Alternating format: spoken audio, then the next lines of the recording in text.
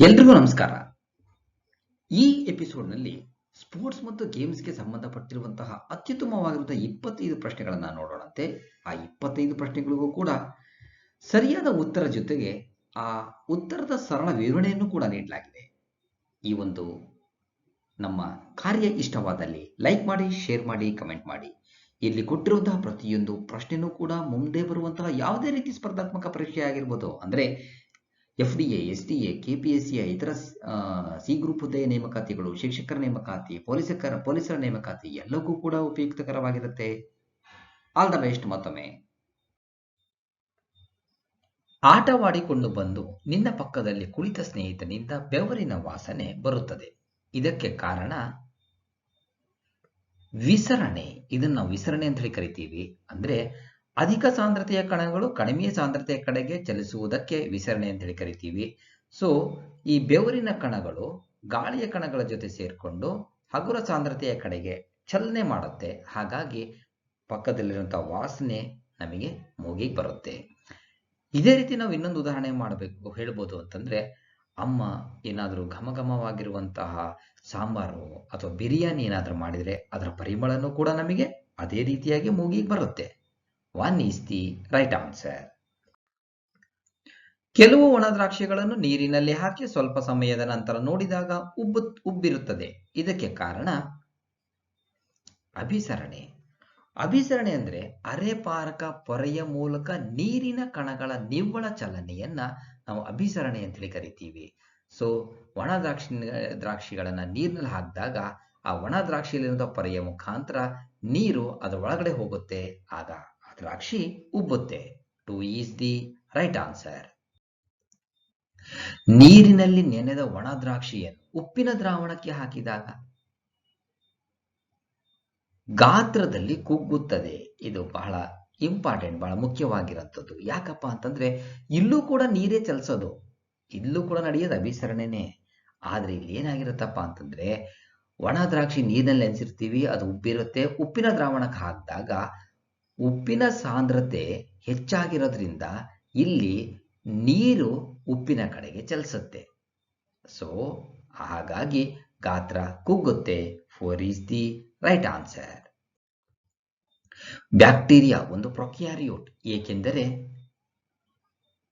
Nuclear ಪೊರೆ ಇಲ್ಲದ nucleus ಇದೆ. ನ್ಯೂಕ್ಲಿಯರ್ ಪೊರೆ ಇಲ್ಲದ ನ್ಯೂಕ್ಲಿಯಸ್ ಇದ್ರೆ ಅದನ್ನ ನಾವು ಪ್ರೊಕ್ಯಾರಿಯೋಟ್ ಅಂತ ಹೇಳಿ ಕರಿತೀವಿ. ಯುಕ್ಯಾರಿಯೋಟ್ ಅಂತಂದ್ರೆ ನಿಜವಾಗಿರುವಂತಹ ನ್ಯೂಕ್ಲಿಯಸ್, ಅಂದ್ರೆ ನ್ಯೂಕ್ಲಿಯರ್ ಪೊರೆ ಇರುವಂತಹ ನ್ಯೂಕ್ಲಿಯಸ್ ಇದ್ರೆ ಅದನ್ನ ಯುಕ್ಯಾರಿಯೋಟ್ ಅಂತ ಹೇಳಿ ಕರಿತೀವಿ. So 3 is the right answer. ಪಠ್ಯ ಸಹಿತ ಅಂಗಾಂಶಕ್ಕೆ ಸಂಬಂಧಿಸಿದಂತೆ ಸರಿಯಾದ ಹೇಳಿಕೆ: ಎ ಐಚ್ಛಿಕ ಸ್ನಾಯು, ಬಿ ಅಡ್ಡಗೆರೆ ಇದೆ, ಸಿ ನೀಳವಾಗಿರುವ ಕೊಳವೆ ಆಕಾರದ ಅಂಗಾಂಶ. ಸರಿಯಾದ ಉತ್ತರ ಎ, ಬಿ, ಸಿ ಮೂರು ಕೂಡ ಸರಿ. ಅಂದ್ರೆ ಪಠ್ಯ ಸಹಿತ ಅಂಗಾಂಶ ಇದು ಏನಾಗಿರುತ್ತಪ್ಪ ಅಂದ್ರೆ ಐಚ್ಛಿಕ ಸ್ನಾಯು, ನಮ್ಮ ಇಚ್ಛೆಗೆ ಒಳಪಟ್ಟಿರುತ್ತೆ. ಅಂದ್ರೆ ಕೈ ಕಾಲಿನ ಸ್ನಾಯುಗಳು. ಇದಕ್ಕೆ ಅಡ್ಡಗೆರೆ ಇದೆ, ಕೊಳವೆ ಆಕಾರದನ್ನ ಹೊಂದಿರುತ್ತೆ. 3 is the right answer. ನಮ್ಮ ದೇಹದ ಉಷ್ಣತೆಯನ್ನು ನಿಯಂತ್ರಿಸುವ ಅಂಗಾಂಶ ಅಡಿಪೋಸ್ ಅಂಗಾಂಶ. ಅಡಿಪೋಸ್ ಅಂಗಾಂಶ ದೇಹದ ಉಷ್ಣತೆಯನ್ನು ನಿಯಂತ್ರಿಸುತ್ತೆ, ಹಾಗೂ ಇಲ್ಲಿ ಏನಾಗಿರುತ್ತೆ, ಕೊಬ್ಬು ಸಂಗ್ರಹವಾಗಿರುತ್ತೆ. ಇನ್ನು ಏರಿಯುಲರ್ ಅಂಗಾಂಶ ಅಂಗಾಂಶಗಳ ದುರಸ್ತಿ ಮತ್ತು ಆಧಾರಕ್ಕೆ ಕಾರಣವಾಗಿದೆ. ಮೃದ್ವಸ್ಥಿ ಅಂಗಾಂಶ ಮೂಗು, ಶ್ವಾಸನಾಳ, ಕಿವಿಗಳಲ್ಲಿ ಕಂಡುಬರುತ್ತೆ. ಅಸ್ಥಿರಜ್ಜು ಅಂಗಾಂಶ ಎರಡು ಮೂಳೆಗಳನ್ನ ಪರಸ್ಪರ ಬಂಧಿಸಲಿಕ್ಕೆ ಸಹಾಯಕವಾಗಿದೆ. 1 is the right answer. ಅನ್ನನಾಳ ಮತ್ತು ಬಾಯಿ ಅಂಗಳದಲ್ಲಿ ಕಂಡುಬರುವ ಅಂಗಾಂಶ ಸರಳ ಚಪ್ಪಟೆ ಅನುಲೇಪಕ ಅಂಗಾಂಶ. ಸ್ತರೀಕೃತ ಚಪ್ಪಟೆ ಅನುಲೇಪಕ ಅಂಗಾಂಶ ಚರ್ಮದ ಸವೆತ ತಡೆಗಟ್ಟುತ್ತೆ. ಸ್ತಂಭಾಕೃತಿ ಅನುಲೇಪಕ ಅಂಗಾಂಶ ಸಣ್ಣ ಕರುಳಿನ ಒಳಭಿತ್ತಿಯಲ್ಲಿದೆ. ಘನಾಕೃತಿ ಅನುಲೇಪಕ ಅಂಗಾಂಶ ಮೂತ್ರಪಿಂಡದ ನಾಳ ಮತ್ತು ಲಾಲಾರಸ ಗ್ರಂಥಿಗಳ ಪದರಗಳಲ್ಲಿ ಕಂಡುಬರುತ್ತೆ. 2 is the right answer. ಸಸ್ಯಗಳ ಬೀಜ ಹಾಗೂ ಕಾಯಿಗಳ ಕವಚಗಳಲ್ಲಿ ಕಂಡುಬರುವ ಅಂಗಾಂಶ ಯಾವುದು? ಸ್ಕ್ಲೀರೆನ್ಕೈಮ. ಸ್ಕ್ಲೀರೆನ್ಕೈಮ ಸಸ್ಯಗಳ ಬೀಜ ಹಾಗೂ ಕಾಯಿಗಳ ಕವಚಗಳಲ್ಲಿ ಕಂಡುಬರುತ್ತೆ. ಇದು ನಾವು ನಿರ್ಜೀವ ಜೀವಕೋಶ ಅಂತೇಳಿ ಕರಿತೀವಿ. ಸೊ ಇನ್ನು ಪೇರೆನ್ಕೈಮ ಸಸ್ಯದ ಎಲ್ಲಾ ಮೃದು ಭಾಗಗಳಲ್ಲಿ ಕಂಡುಬರುತ್ತೆ. ಕೋಲನ್ಕೈಮ ಎಲೆ ತೊಟ್ಟುಗಳಲ್ಲಿ ಕಂಡುಬರುತ್ತೆ. ಫ್ಲೋಯಂ ಇದನ್ನ ಆಹಾರವಾಹಕ ಅಂಗಾಂಶ ಅಂತೇಳಿ ಕರಿತೀವಿ. 3 ಈಸ್ ದಿ ರೈಟ್ ಆನ್ಸರ್. ಇವುಗಳಲ್ಲಿ ಸಸ್ಯಗಳಲ್ಲಿ ಕಂಡುಬರುವ ಶಾಶ್ವತ ಅಂಗಾಂಶವೆಂದರೆ ಝೈಲಂ. ಸಸ್ಯಗಳಲ್ಲಿ ಎರಡು ರೀತಿಯ ಅಂಗಾಂಶ ಇದೆ, ಒಂದು ವರ್ಧನ ಅಂಗಾಂಶ ಮತ್ತು ಶಾಶ್ವತ ಅಂಗಾಂಶ. ವರ್ಧನ ಅಂಗಾಂಶದಲ್ಲಿ 3 ವಿಧ: ತುದಿವರ್ಧನ, ಪಾರ್ಶ್ವವರ್ಧನ ಮತ್ತು ಅಂತರ್ಗಿಣ್ಣು ವರ್ಧನ. ಸಸ್ಯಗಳ ಬೆಳವಣಿಗೆಗೆ ಸಹಾಯಕವಾಗುವಂತಹ ಅಂಗಾಂಶವನ್ನ ನಾವು ವರ್ಧನ ಅಂಗಾಂಶ ಅಂತ ಕರಿತೀವಿ. ಶಾಶ್ವತ ಅಂಗಾಂಶ ಅಂತಂದ್ರೆ ವರ್ಧನ ಅಂಗಾಂಶದಲ್ಲಿರುವಂತಹ ಕೆಲವು ಜೀವಕೋಶಗಳೇ ನಿರ್ದಿಷ್ಟ ಕಾರ್ಯಗಳನ್ನ ಮಾಡುವಂತಹ ಜೀವಕೋಶಗಳಾಗಿ ಮಾರ್ಪಡುತ್ತೆ. ಅದನ್ನೇ ನಾವು ಶಾಶ್ವತ ಅಂಗಾಂಶ ಅಂತೇಳಿ ಕರಿತೀವಿ. ಅದರಲ್ಲಿ 2 ವಿಧ, ಒಂದು ಸರಳ ಶಾಶ್ವತ, ಮತ್ತೊಂದು ಸಂಕೀರ್ಣ ಶಾಶ್ವತ. ಪೇರೆಂಕೈಮ, ಕೋಲಂಕೈಮ, ಸ್ಕ್ಲೀರೆಂಕೈಮ ಸರಳ ಶಾಶ್ವತ ಅಂಗಾಂಶವಾಗಿದ್ರೆ ಝೈಲಂ ಮತ್ತು ಫ್ಲೋಯಂ ಸಂಕೀರ್ಣ ಶಾಶ್ವತ ಅಂಗಾಂಶ. So 4 is the right answer. ಇವುಗಳಲ್ಲಿ ಸಸ್ಯಗಳಲ್ಲಿ ಆಹಾರ ಸಂಗ್ರಹಣೆ ಮಾಡುವ ಅಂಗಾಂಶ ಪೇರೆಂಕೈಮ. ಪೇರೆಂಕೈಮ ಸಸ್ಯಗಳಲ್ಲಿ ಆಹಾರ ಸಂಗ್ರಹಣೆಯನ್ನು ಮಾಡುತ್ತೆ. ಕೋಲಂಕೈಮ ಸಸ್ಯಗಳಿಗೆ ಯಾಂತ್ರಿಕ ಆಧಾರ ಒದಗಿಸುತ್ತೆ. ಸ್ಕ್ಲೀರೆಂಕೈಮ ಇದು ಸಸ್ಯವನ್ನ ದೃಢ ಮತ್ತು ಗಡಿಸಾಗುತ್ತೆ. ವರ್ಧನ ಅಂಗಾಂಶ ಸಸ್ಯಗಳ ಬೆಳವಣಿಗೆಗೆ ಸಹಾಯಕವಾಗುತ್ತೆ. 1 ಈಸ್ ದಿ ರೈಟ್ ಆನ್ಸರ್. ದ್ವಿದಳ ಧಾನ್ಯಗಳಲ್ಲಿ ಯಥೇಚ್ಛವಾಗಿರುವ ಪೋಷಕಾಂಶವೆಂದರೆ ಪ್ರೋಟೀನ್. ಪ್ರೋಟೀನ್ ದ್ವಿದಳ ಧಾನ್ಯಗಳಲ್ಲಿ ಹೆಚ್ಚಾಗಿರುತ್ತೆ. ಗೋಧಿ, ರಾಗಿ, ಜೋಳದಲ್ಲಿ ಕಾರ್ಬೋಹೈಡ್ರೇಟ್ ಇರುತ್ತೆ. ಎಣ್ಣೆ ಕಾಳುಗಳಲ್ಲಿ ಲಿಪಿಡ್ ಇರುತ್ತೆ. ತರಕಾರಿಗಳಲ್ಲಿ ನಾವು ವಿಟಮಿನ್ಗಳನ್ನು ನೋಡಬಹುದು. 4 ಈಸ್ ದಿ ರೈಟ್ ಆನ್ಸರ್.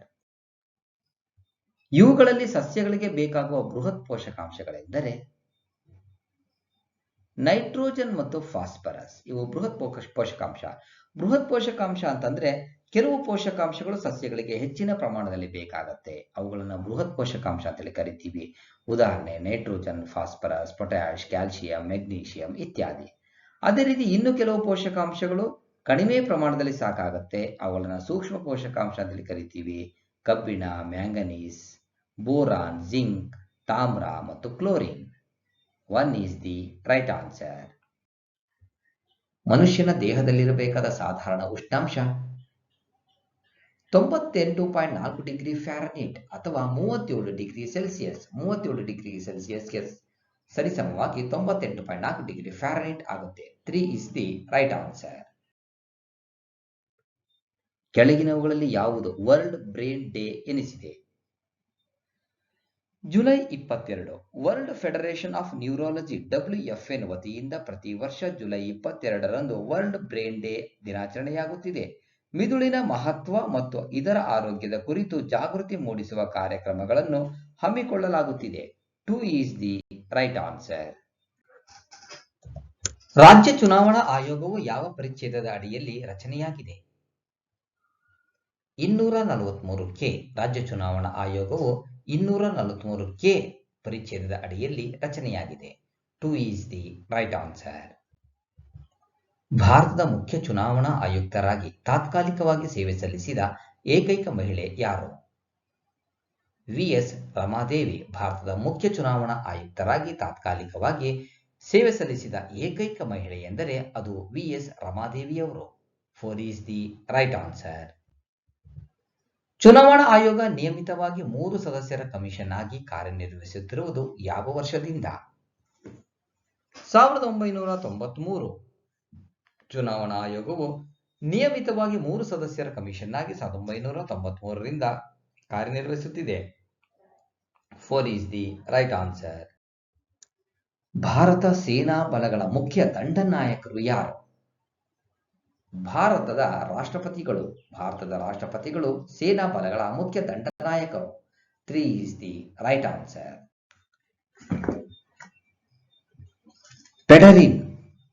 ಪೆಡರಿನ್ ಎಂಬುದು ಒಂದು ಕೀಟ ವಿಷ. ಇದು ನೈರೋಬಿ ಪ್ಲೈಸ್ ಬಿಡುಗಡೆ ಮಾಡುವ ಕೀಟ ವಿಷವಾಗಿದೆ. ಇದು ಚರ್ಮದ ಸಂಪರ್ಕಕ್ಕೆ ಬಂದರೆ ಕಿರಿಕಿರಿಯನ್ನ ಉಂಟು ಮಾಡಬಹುದು. ಚರ್ಮದ ಮೇಲೆ ಗಾಯಗಳು ಅಥವಾ ಅಸಾಮಾನ್ಯ ಗುರುತುಗಳು ಅಥವಾ ಬಣ್ಣಕ್ಕೆ ಕಾರಣವಾಗುತ್ತವೆ. 2 ಈಸ್ ದಿ ರೈಟ್ ಆನ್ಸರ್. ಕೆಳಗಿನವುಗಳಲ್ಲಿ ಯಾವುದು ನಿರ್ಣಾಯಕ ಖನಿಜ ಅಂದ್ರೆ ಕ್ರಿಟಿಕಲ್ ಮಿನರಲ್ಸ್ ಎಂದು ವರ್ಗೀಕರಿಸಲಾಗಿದೆ?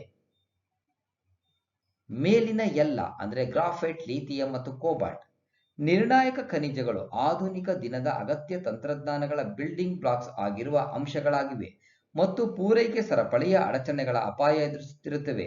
ಈ ಖನಿಜಗಳನ್ನು ಈಗ ಮೊಬೈಲ್ ಫೋನ್ಗಳು, ಕಂಪ್ಯೂಟರ್ಗಳಿಂದ ಬ್ಯಾಟರಿಗಳು, ಎಲೆಕ್ಟ್ರಿಕ್ ವಾಹನಗಳು ಮತ್ತು ಸೌರ ಫಲಕಗಳು ಮತ್ತು ಗಾಳಿ ಟರ್ಬೈನ್ಗಳಂತಹ ಹಸಿರು ತಂತ್ರಜ್ಞಾನಗಳನ್ನು ತಯಾರಿಸಲು ಎಲ್ಲೆಡೆ ಬಳಸಲಾಗುತ್ತದೆ.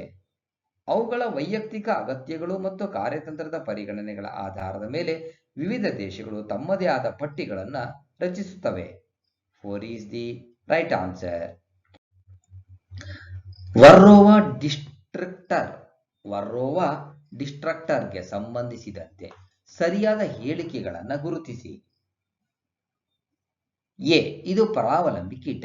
ಬಿ. ಇದು ಜೇನುಹುಳುಗಳ ಜನಸಂಖ್ಯೆಯ ಮೇಲೆ ದಾಳಿ ಮಾಡುತ್ತದೆ ಮತ್ತು ಆಹಾರವನ್ನು ಪಡೆಯುತ್ತವೆ. ಎ ಮತ್ತು ಬಿ ಎರಡೂ ಕೂಡ ಸರಿ. ವರೋವಾ ಮಿಟೆ ಅಥವಾ ವರೋವಾ ಡಿಸ್ಟ್ರಕ್ಟರ್ ಜೇನುನೊಣಗಳ ಮೇಲೆ ದಾಳಿ ಮಾಡುವ ಮತ್ತು ತಿನ್ನುವ ಪರಾವಲಂಬಿ ಕೀಟವಾಗಿದೆ.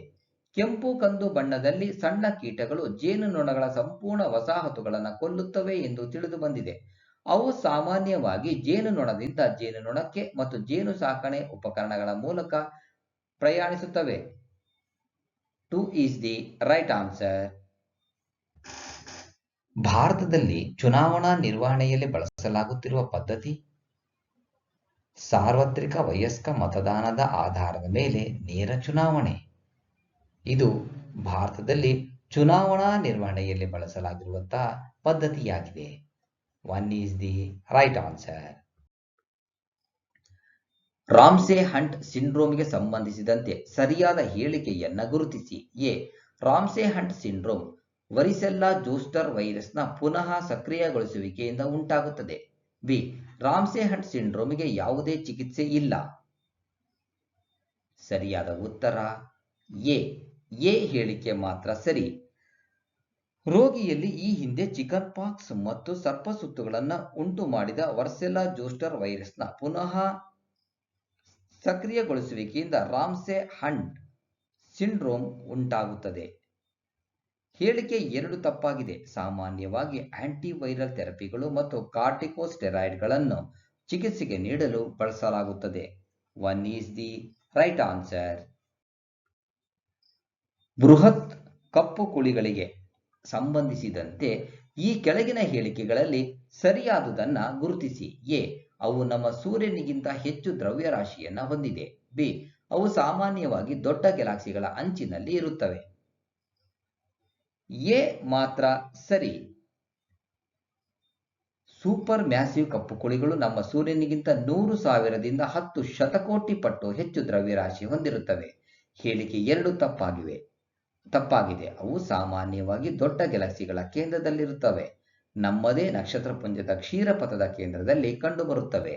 1 is the right answer. Integrated guided missiles programme ಅಡಿಯಲ್ಲಿ ಈ ಕೆಳಗಿನ ಯಾವ ಕ್ಷಿಪಣಿಗಳನ್ನು ಅಭಿವೃದ್ಧಿಪಡಿಸಲಾಗಿದೆ? A. Prithvi. B. BrahMos. C. Nag. ಇವುಗಳಲ್ಲಿ ಸರಿಯಾದುದನ್ನು ಗುರುತಿಸಿ. ಎ